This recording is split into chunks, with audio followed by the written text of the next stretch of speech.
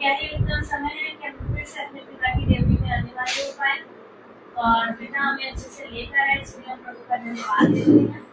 और महासभा को शुरू करने से पहले हम प्रार्थना में चलेंगे, फिर गीतों में और फिर गवाहियों में, और फिर आज के आत्मिक मनी की ओर हम चलेंगे। तो मैं निवेदन करूंगी दीदी से कि वो प्रार्थना में अगुवाई करें।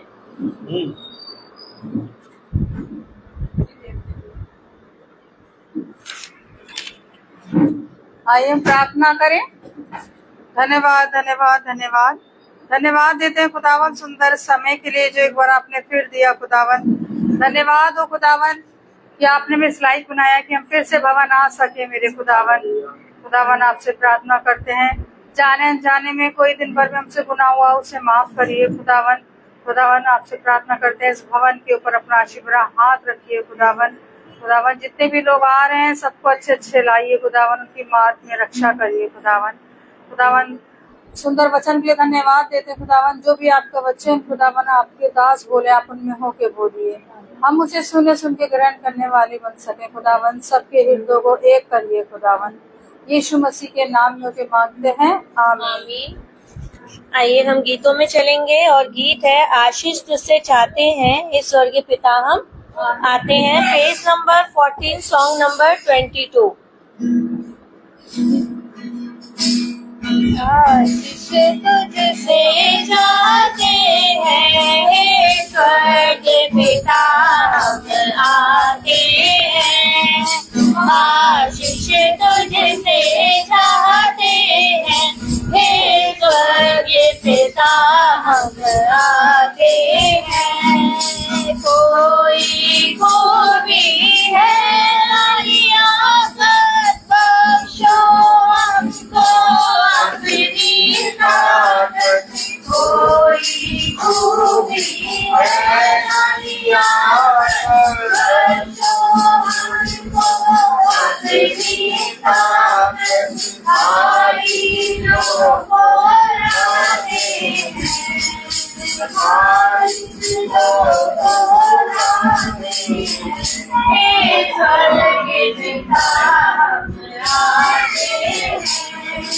आशीष तुझसे चाहते हैं हे स्वर्गीय पिता हम आते हैं।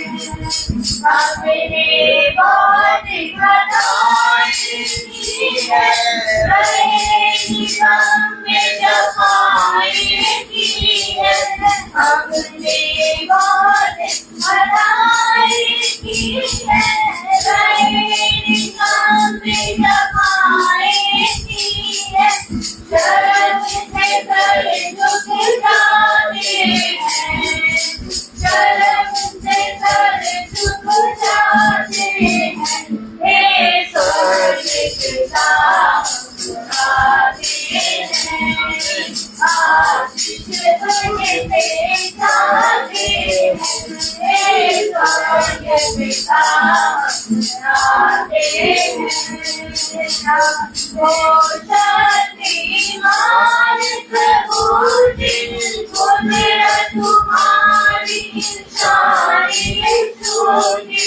तुम हो शक्तिमान प्रभु जिनको मेरा तुम्हारी सारी स्तुति।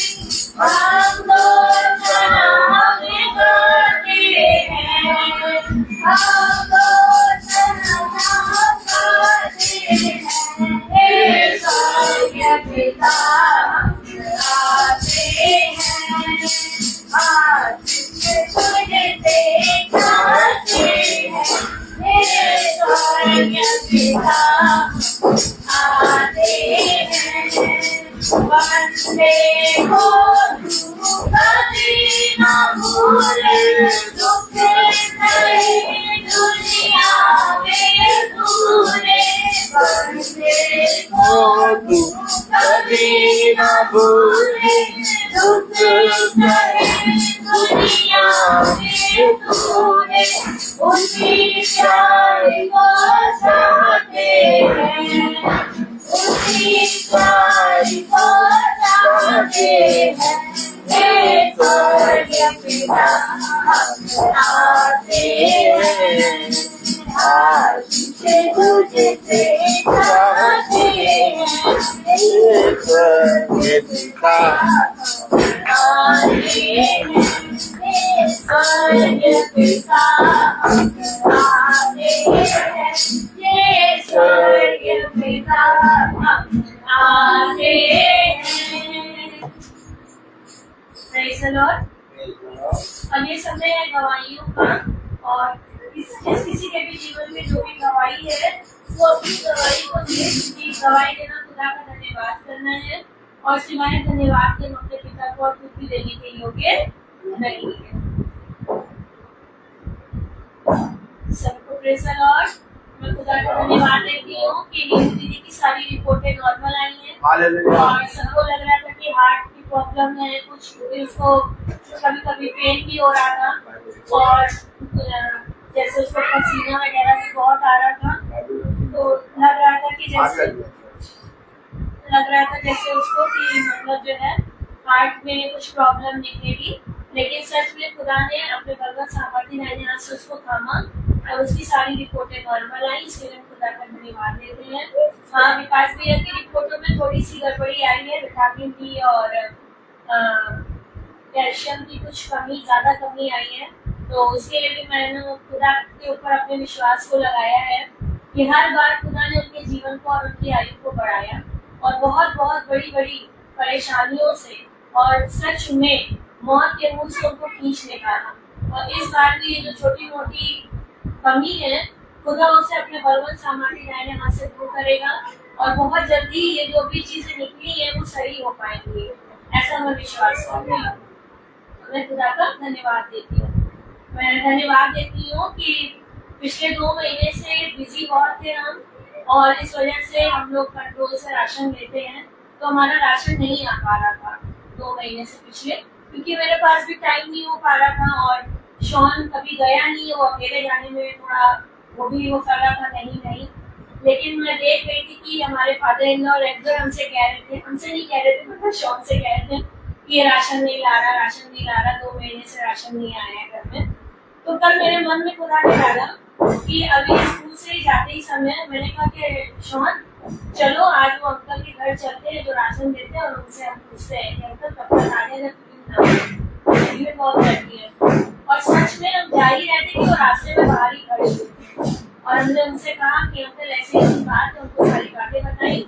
तो उन्होंने कहा बेटा परेशान नहीं हो, 4 बजे ठीक तुम आ जाना बेटे के साथ में, और हम तुम्हें सबसे पहले राशन दे देंगे, और अपना फोन नंबर भी दे दो, जब कभी भीड़ रहेगी तो हम तुम्हें कॉल करके बता देंगे, तुम आ जाना, तुम्हें पहले राशन दे दिया करेंगे।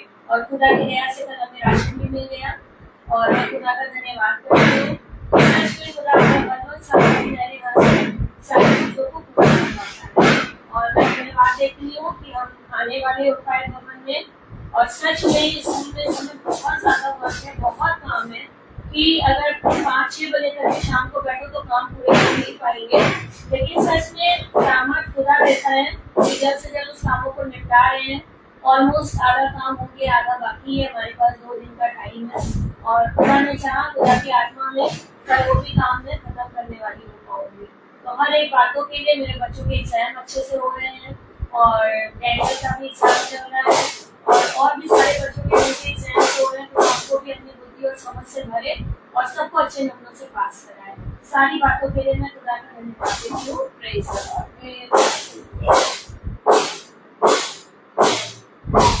तो आइए अब हम वचन की ओर चले, जिसके हम भूखे और प्यासे हैं, और मैं भाई से निवेदन करूंगी कि वो खुदा की आत्मा में हमें खुदा के वचन को सुनाए, ताकि इसे हम ग्रहण करें और अपने जीवन में इसे ग्रहण करके अपने जीवन को सफल बनाएं। Praise the Lord, hallelujah. कितनी उत्तम बात कि एक बार फिर पिता ने हम सब भाई बहनों को अपने भवन में एकत्रित किया, और जैसा खुदा ने कहा वैसा खुदा ने हमारे जीवन में बहुत उत्तम फल दिए हैं, और आज एक बार फिर से हम भवन में एकत्रित होने पाए हैं। Praise the Lord.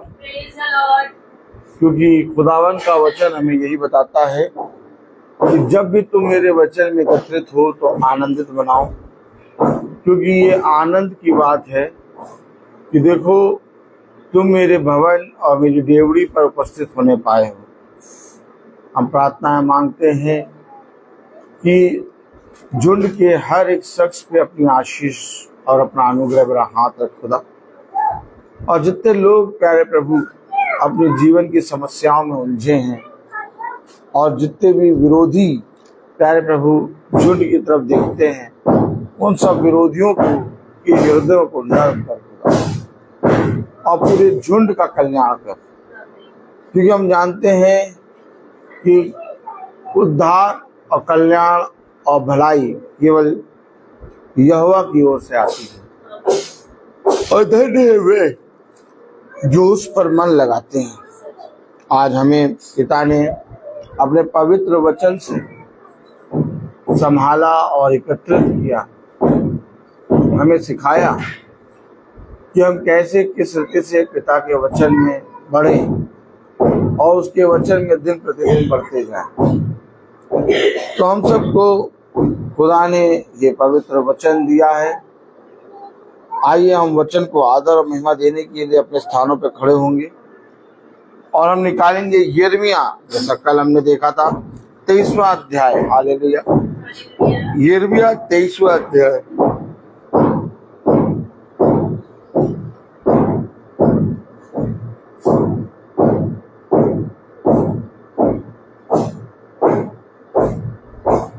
यिर्मयाह उसका 23वां अध्याय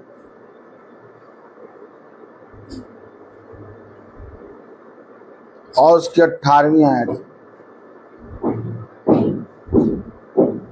यिर्मयाह 23:18 हम सब पढ़ेंगे।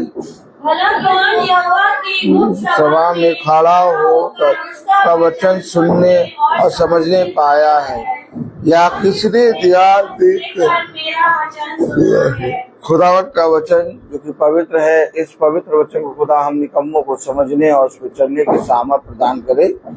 आमीन। हम सब अपने स्थानों में बैठ जाएं।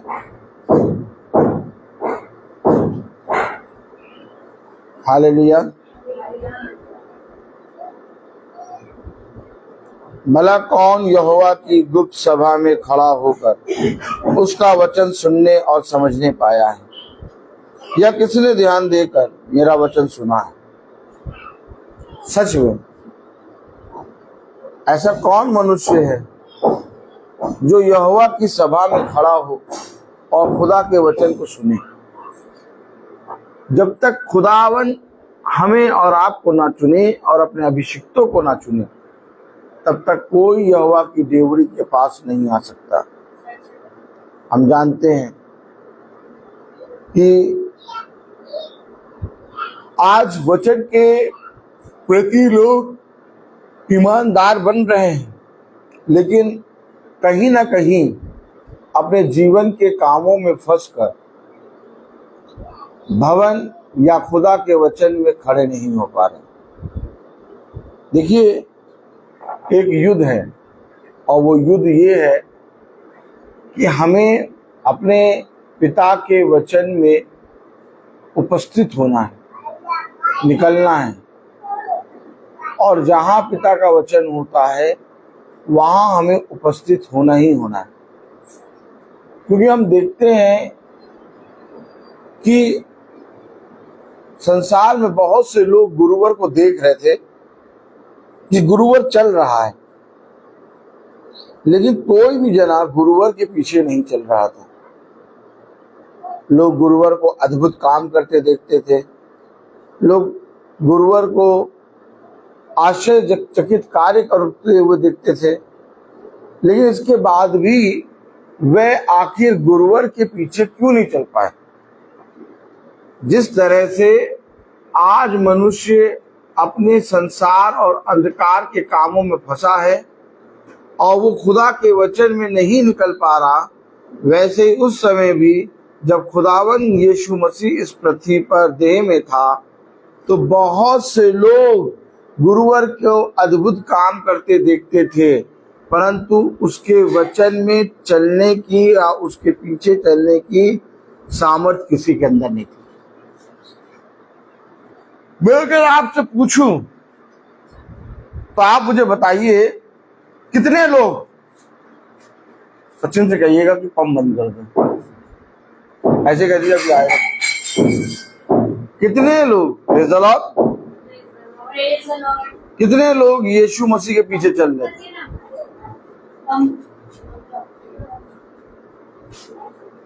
बताइए कितने लोग यीशु मसीह के पीछे चल रहे थे? यीशु मसीह के पीछे निरंतर कितने लोग चलते थे? करोड़ों की भीड़ में, खरबों की भीड़ में, गुरुवर के आश्चर्यचकित कार्यों को देखने के बाद भी 12 ही लोग चल रहे थे। ऐसा क्यों? क्या सब के सब चंगा नहीं होना चाहते थे? क्या सब के सब उद्धार नहीं पाना चाहते थे? कलाम में लिखा, भला कौन यहोवा की गुप्त सभा में खड़ा होकर, यानी कि यहोवा की सभा में कोई व्यक्ति नहीं आ सकता जब तक यहोवा अर्थात खुदावन यीशु मसीह उसे ना बुलाए। हालेलुया। और जब खुदावन यीशु मसीह बुलाता है तो कोई मनुष्य रुक भी नहीं सकता। दोनों बातें। जब खुदावन यीशु मसीह बुलाता है तो आपका मन कभी कभी ऐसा होगा नहीं जाएं या आज थक गए हैं, लेकिन आपके अंदर एक युद्ध हो रहा है और एक खिंचाव आपको खींच के यहाँ लाएगा।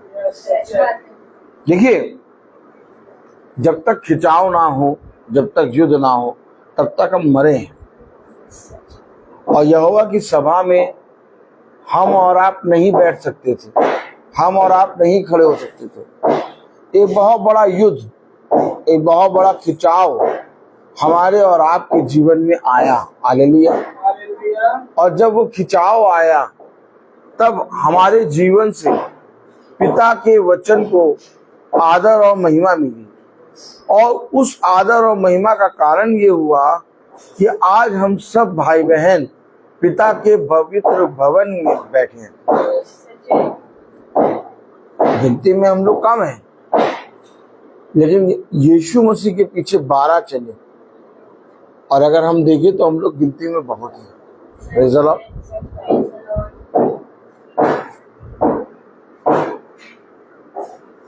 कितने लोग यीशु मसीह से प्यार करते हैं, कितने लोग यीशु मसीह का नाम लेते हैं, कितने लोग यीशु मसीह के नाम से शिफा प्राप्त करते हैं, कितने लोग अपने जीवन में छुटकारा पाते हैं यीशु मसीह के नाम से। लेकिन इसके बावजूद जब यीशु मसीह बुलाता है तो कोई भी नहीं आता। क्यों? उसने कहा ना, मैंने न्योता भेजा, मैंने आमंत्रित किया, परंतु जिनको जिनको मैंने न्योता भेजा उनमें से कोई नहीं आया। अरे, अगर खुदा न्योता भेजे तो आदमी पहुंचेगा कि नहीं पहुंचेगा? लेकिन खुदा कह रहा कोई नहीं पहुंचा। किसी ने कहा मुझे खेत की जुताई करना है, किसी ने कहा मैं अभी अभी ब्याह करके आया हूँ, किसी ने कहा मुझे काम पे जाना है, किसी ने कहा मुझे अपने बैलों को चराने जाना है। तो इस तरह से बहुत से लोगों ने अपने जीवन के कामों को लेके बहाना बनाया।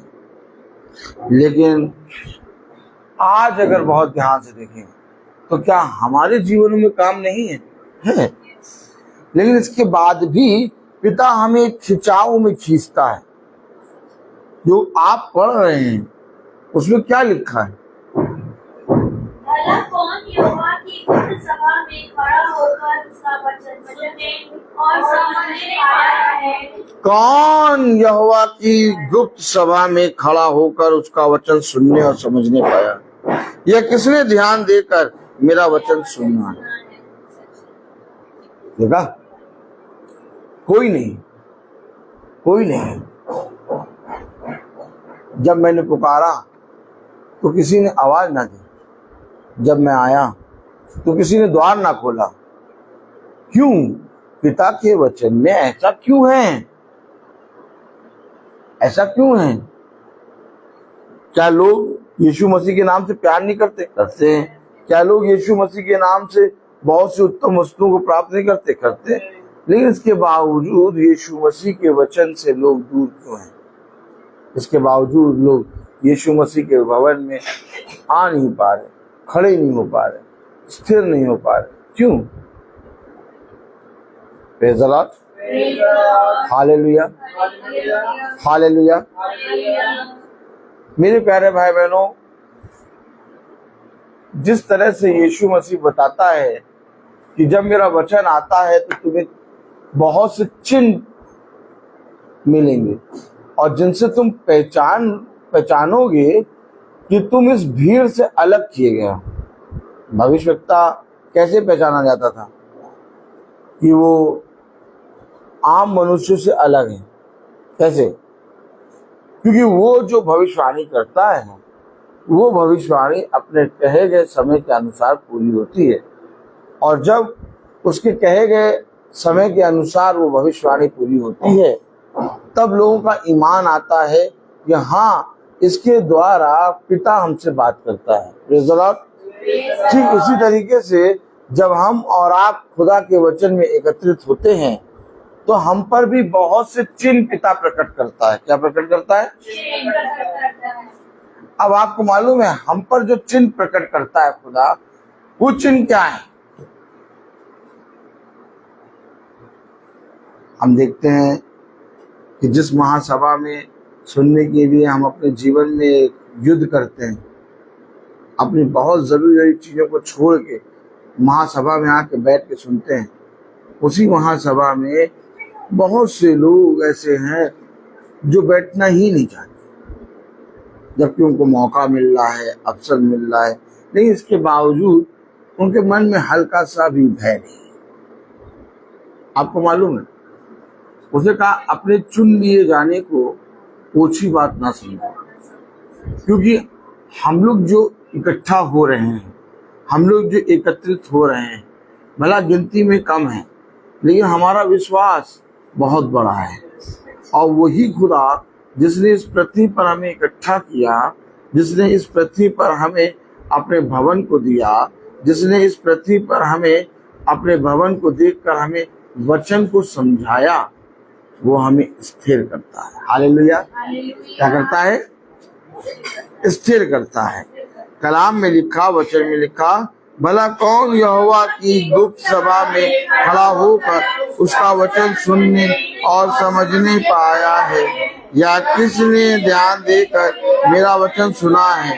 देखो, यहोवा की जलजलाहट का प्रचंड भवंडर और आधी और उसका झोंका उसको देखने पर जोर से लगेगा। अरे, जो खुदा के वचन को तुच्छ समझ रहे हैं, जो खुदा के वचन को समय रहते हुए भी पहचान नहीं पा रहे, कह रहा दुष्टों के सर पर जोर से लगेगा,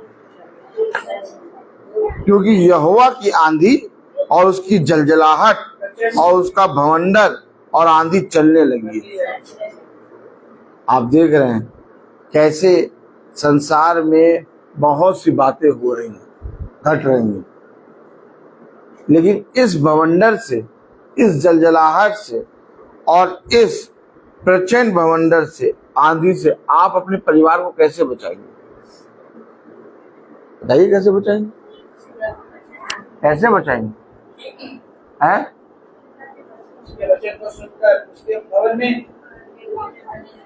ये देखिए, बचने का एक तरीका कि कौन उसकी गुप्त सभा में खड़ा होकर, यानी उसकी गुप्त सभा के अंदर, यानी प्रभु के वचन के अंदर, यानी प्रभु के वचन में इकट्ठा होकर, प्रभु के वचन को सुनकर, उसके वचन में अपने जीवन को देकर हम उसके उस प्रचंड भवंडर से, उस आंधी से जो सर पे जोर से लगने वाली है, बच सकते हैं।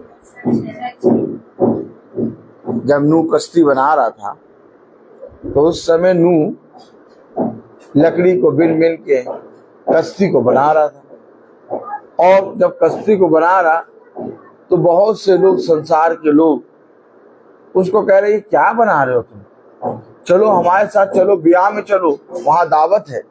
नूह कह रहा तुम जाओ, मुझे मेरे पिता ने दिखाया है कि कुछ समय बाद 40 हाथ ऊंचा, सबसे ऊंची चोटी से 40 हाथ ऊंचे तक पानी भरेगा।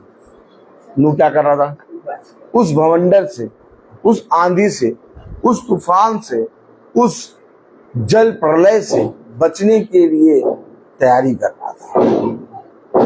और आज हम लोग क्या कर रहे हैं, हम लोग क्यों इकट्ठा हो रहे हैं? आप अपने स्कूल से निकल के डायरेक्ट यहाँ क्यों आ गए? घर जा सकते थे आराम से, कॉफी पी के चौड़े से, क्या आराम से सो सकते थे। यहाँ क्यों आके बैठ गए? हम लोग क्यों यहाँ आ गए? हम लोग क्यों भवन में बैठे हैं? एक भवंडर आज मनुष्य को दिखाई नहीं दे रहा।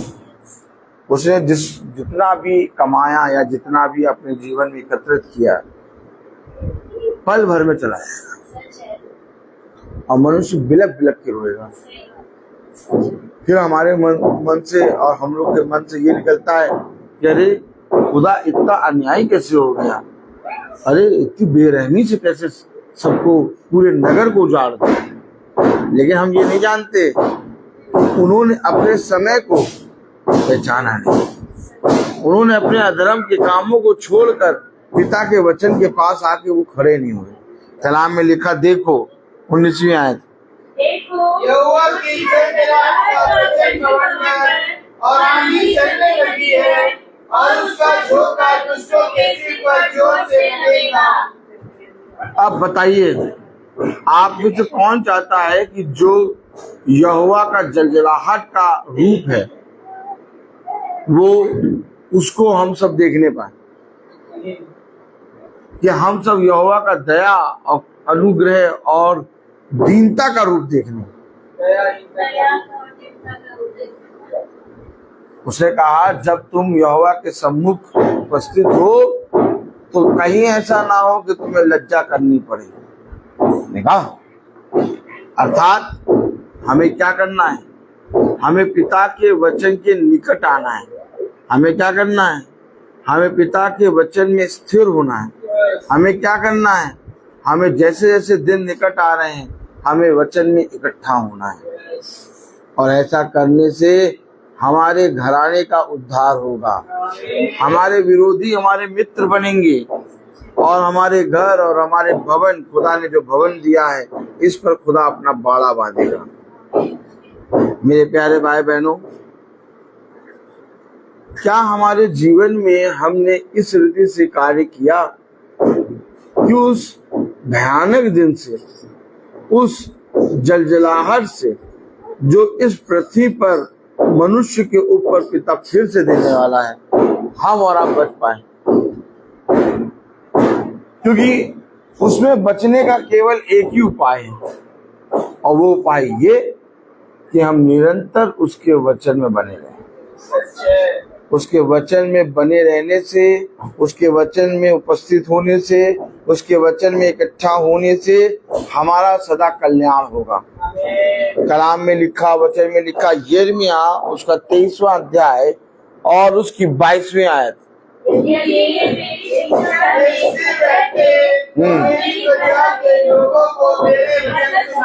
क्यों वचन सुनाया? अभी बहुत समय है, लेकिन कलाम में लिखा 20वीं आयत में, जब तक यहोवा अपना काम और अपनी युक्तियों को पूरी ना कर चुके। देखा, यहोवा अपना काम समय पे पूरा करता है और अपनी युक्तियों को पूरी करने के लिए वो सदा तत्पर रहता है। इससे पहले कि वो अपना काम खत्म करे और इससे पहले कि उसकी युक्तियां पूरी हो, दीन बनकर उसके वचन में फिर जाओ। कलाम में लिखा, वचन में लिखा, जब तक यहोवा अपना काम और अपनी युक्तियों को पूरी ना कर चुके उसका क्रोध शांत ना होगा। अंत के दिनों में तुम इस बात को बड़ी भांति समझ सकोगे। देखा, आमीन। जब क्रोध भड़केगा ना तो शांत ना हो, और ये बातें तुम अंत के समय में समझ सको। इसलिए जरूरी है हम सब भाई बहनों को अपने पवित्र खुदा की डेवड़ी पर आना है। उसके क्रोध को आने से पहले हमें अपने पिता के भवन में उपस्थित होना है। हमें अपने पिता के वचन में उपस्थित होना है। हमें प्रतिदिन पिता के वचन को अपने जीवन का आधार मान के चलना है। मेरे प्यारे भाई बहनों, ये शरीर कितनी बार हमें अपने खुदा के वचन से दूर करता है, कितनी बार कहता है कि नहीं, जीवन में बहुत समय है, हम फिर कभी चले जाएंगे, आज नहीं। लेकिन मेरे प्यारे भाई बहनों, हमेशा याद रखिए, हमें नहीं मालूम कि हमारे जीवन का समय कब आ जाएगा, और इससे पहले कि वो समय आए, हमें रोज प्रतिदिन अपने जीवन को लेकर खुदा की डेवढ़ी पर जाना है। और जब तक हम अपने जीवन को लेकर पिता की डेवढ़ी के निकट ना जाएं, तब तक मेरे प्यारे भाई बहनों हमारा कुछ भला नहीं होगा।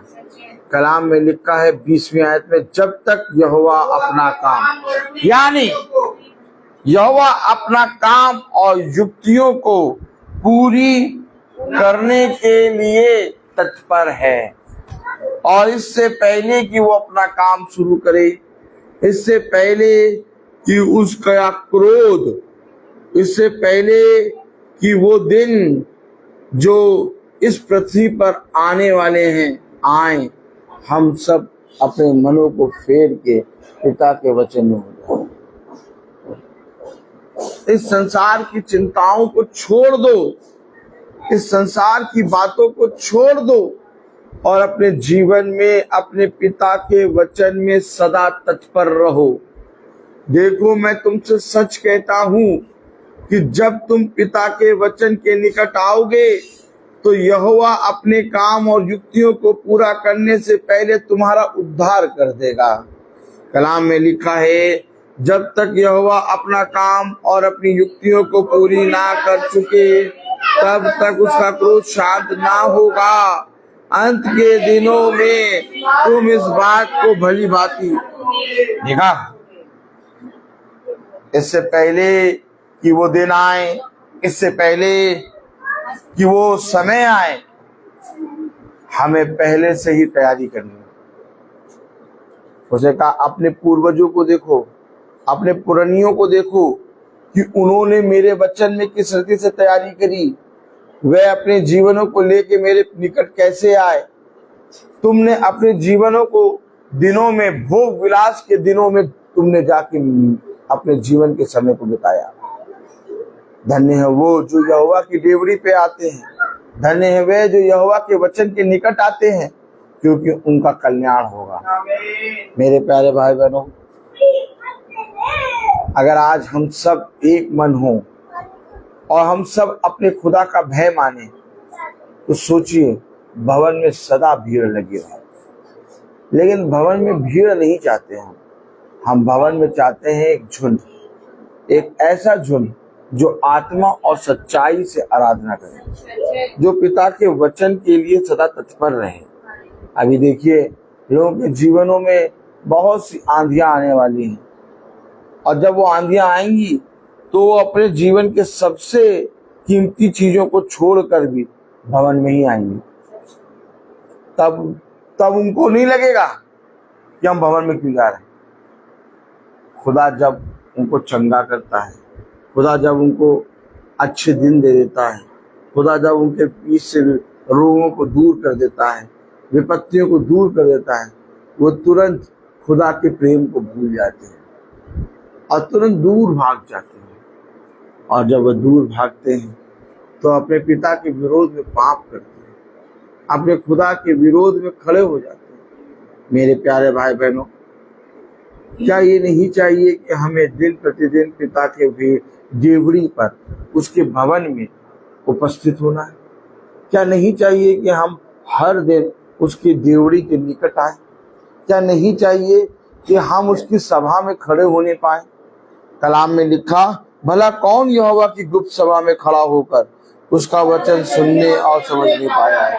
बताइए, क्या कोई ऐसा मनुष्य है जो अपने जीवन में खुदा का भय मानकर यहोवा की डेवढ़ी के पास आता है? नहीं।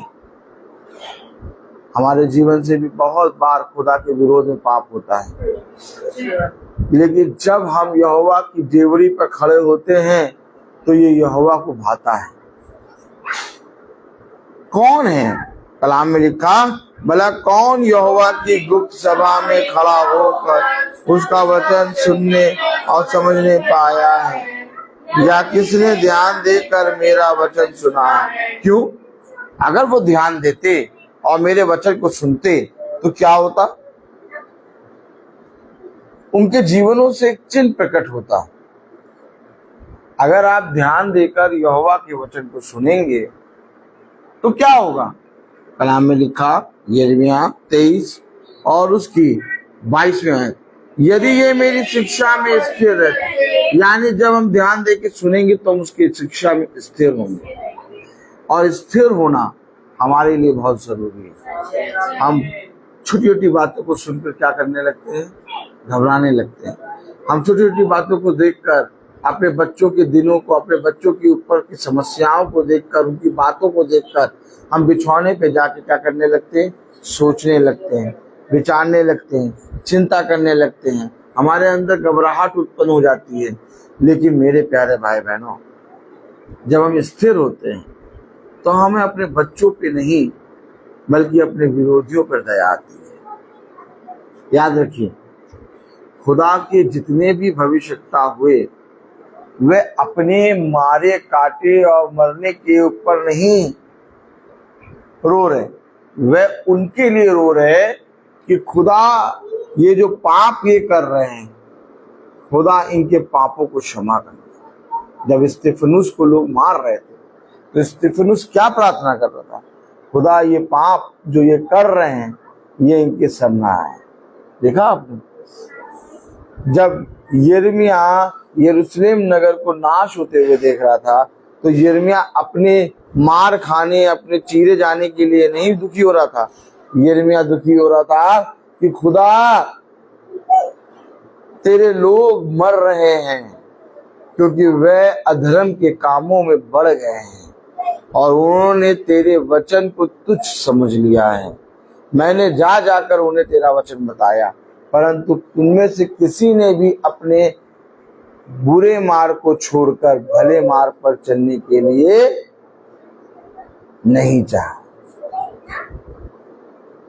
जब दाऊद गोलियत के सामने खड़ा था, बताइए, गोलियत दाऊद को क्या कर रहा था? ललकार रहा था। लेकिन दाऊद क्या कर रहा था? दाऊद गोलियत पर दया कर रहा था कि मैं तो गोलियत के हाथ से बच जाऊंगा।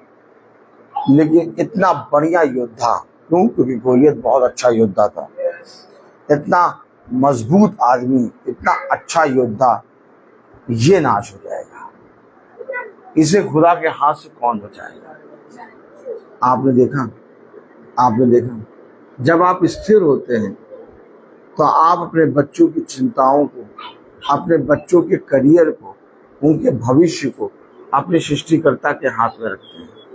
जब आप स्थिर होते हैं तो अपने जीवन की सारी समस्याओं को आप अपने सृष्टिकर्ता के हाथों में रखते हैं। और जब आप स्थिर होते हैं तब मेरे प्यारे भाई बहनों, आपके जीवन से पिता का वचन का प्रचार होता है। पढ़िए जरा क्या लिखा है 22वीं आयत, यदि ये मेरी शिक्षा में। कौन सुनाता है वचन? आपसे कितने लोग मिलते हैं? आपसे दिन भर में कितने लोग मिलते हैं? कोई वचन सुनाता है? थोड़ा सा नहीं सुनाता। आपसे कितने लोग मिलते हैं? कोई वचन सुनाता है आपसे? कोई स्थिर नहीं है। लेकिन जब आप किसी से मिलते हैं और आपको जैसे ही मौका मिलता है आप तुरंत उसे वचन सुनाते हैं। आप वचन क्यों सुना रहे हैं? आपके अंदर ये वचन को सुनाने और उसको समझाने और उसको बताने की आत्मा कैसे आ गई? क्योंकि आप स्थिर हैं। कलाम में लिखा, वचन में लिखा, यदि ये मेरी शिक्षा में स्थिर रहते तो मेरी प्रजा के लोगों को मेरे वचन सुनाते और वे अपनी बुरी चाल और कामों से फिर जाते। देखा, लेकिन किसी ने पिता के पवित्र वचन को सुनाने की कोशिश न की, बल्कि कहा बंद करो, इसे अभी ना सुनाओ, अभी समय नहीं आया। देखिए, हमेशा एक बात याद रखिए, जब आप खुदा के वचन में बढ़ते हैं, जब आप खुदा के वचन में स्थिर होते हैं, जब आप खुदा के वचन को अपने जीवन में ग्रहण करते हैं, जब आप खुदा के वचन को जैसा खुदा ने कहा वैसा करने में चौकसी करते हैं, तब मेरे प्यारे भाई बहनों आप में स्थिरता आती है। और जब आपके अंदर स्थिरता आती है तो सबसे पहले वो विरोधी अर्थात शैतान आपके जीवन से उस स्थिरता को क्या करता है, दूर करने की कोशिश करता है। और फिर क्या होता है, फिर आप उस यीशु मसीह का नाम, जिसको लेने के लिए यीशु मसीह ने आपको आज्ञा दी है, जाओ और जाकर मेरे नाम से इस पृथ्वी के सारे कोने कोने में सुसमाचार फैलाओ, आप फिर उसी नाम को लेने से डरने लगते हैं। आज लोग यीशु मसीह का नाम लेने से डरते हैं, लोग घबराते हैं, लोग यीशु मसीह का नाम ले नहीं पा रहे। क्यों नहीं ले पा रहे? क्योंकि उनके अंदर स्थिरता नहीं है। क्यों? क्योंकि उनके अंदर महासभा में खड़े होकर प्रचार करने की सामर्थ्य नहीं। क्या यीशु मसीह ने तुम्हारे अंदर सामर्थ्य नहीं दी है? क्या यीशु मसीह ने तुम्हें स्थिर नहीं किया है? यदि तुम अपने पिता से प्रेम करोगे तो इन सारे कामों को जो मैंने किया तुम भी करने पाओगे। लेकिन अगर आज बहुत ध्यान से देखें, क्या कोई मनुष्य स्थिर है? क्या कोई मनुष्य पिता के वचन को अपने जीवन से इस रीति से ग्रहण करके चलता है कि मैं इस पृथ्वी के कोने कोने में अपने पिता के वचन का बखान करूंगा? नहीं। क्यों नहीं है? क्यों नहीं स्थिर है? क्योंकि मेरे प्यारे भाई बहनों, कहीं ना कहीं हमने अपने जीवनों से अपने पिता के वचन को मार दिया है। कहीं ना कहीं हमने अपने जीवनों से अपने पिता के वचन का इनकार कर दिया है। अपने पिता के वचन में स्थिर हो जाओ। अपने पिता के वचन को अपने हृदय रूपी पट्टियों पर बसने दो और जैसा उसने कहा वैसा करने में चौकसी कर, तब तू और तेरा घराना उद्धार पाएगा। मैं बोलता हर चीज का। तो आइए हम और 1 से 4 तक हम सब पढ़ेंगे।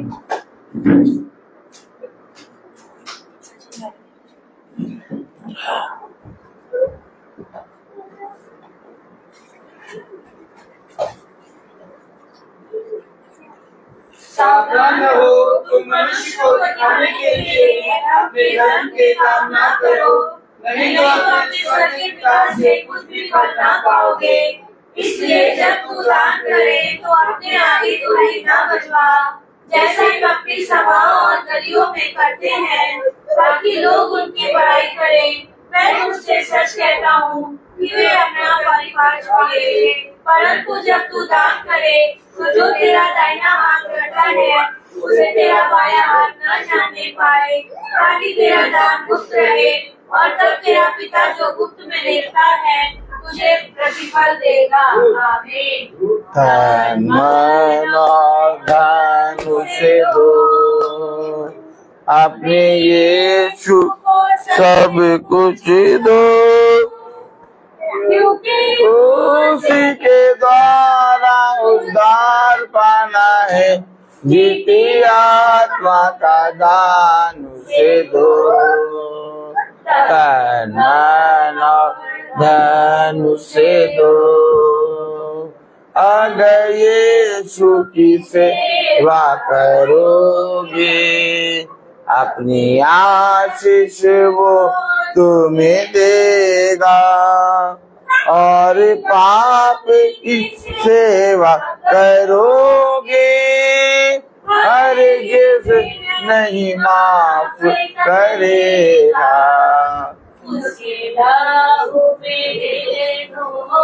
आमीन।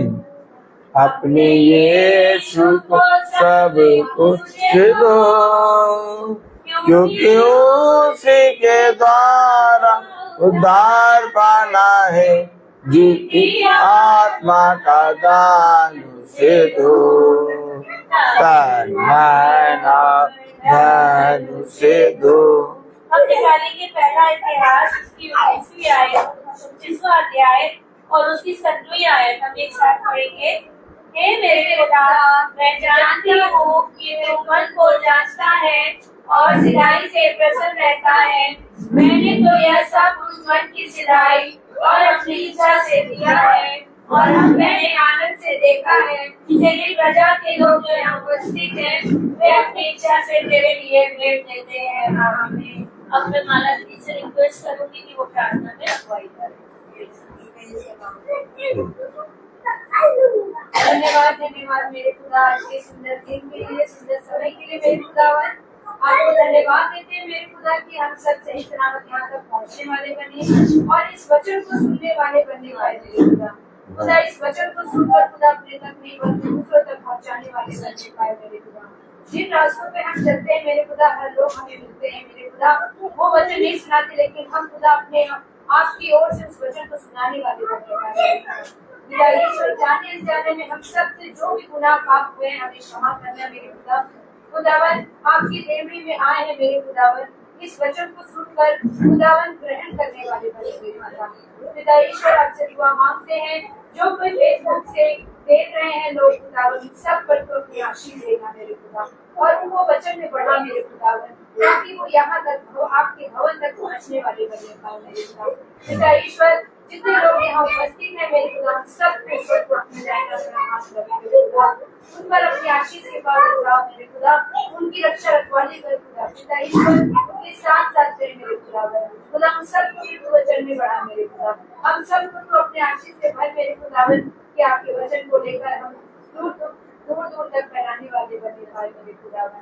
यस मेरे खुदा, खुदावन जो कोई बीमार है, परेशान, इन सब के लिए खुदावन तैनात बढ़ा कर उनके साथ साथ कर मेरे खुदावन, उन्हें हर तकलीफ से दूर खुदावन। खुदावन आपका दास, हमारा दास जो भी लेके जाता आपका वचन मेरे खुदा, उनके नीचे उनके घर की रक्षा ईश्वर, उनके साथ साथ उनके आने जाने में अगुवाई करना मेरे खुदा, उनके हर हर समय उनके साथ रहना मेरे खुदा। ये दुआ मांगते हैं मेरे प्यारे बेटे यीशु के नाम से, सुनो ग्रहण करो। आमीन। हमारे पिता के नाम पवित्र माना जाए, तेरा राज्य आए, तेरी इच्छा ईश्वर वैसे इस पृथ्वी पर पूरी हो। हमारा प्रतिदिन का आज हमें दे और हम अपराधों को क्षमा करें, जैसे हम अपराधों को क्षमा करते हैं, और हमें परीक्षा में न डाल, परंतु बुराई से बचा। आमीन। अब हमारे खुदावन यीशु मसीह का फजल, खुदा बाप की मोहब्बत, पाकरू की रिफाकत और शराकत हम में से हर एक विश्वासी जन के साथ अब से लेकर अनंत काल तक होती रहे। धन्यवाद धन्यवाद धन्यवाद, सारी आशीषों के सोते धन्यवाद, धन्यवाद धन्यवाद धन्यवाद, सारी आशीषों के सोते धन्यवाद, सारी आशीषें आती ऊपर से। हालेलुया, धन्यवाद धन्यवाद धन्यवाद, सारी आशीषों के सोते धन्यवाद। सब भाई बहनों को प्रेज द लॉर्ड। सूचित किया जाता है कि कल की प्रार्थना शाम को 5 बजे हमारे घर पे होगी।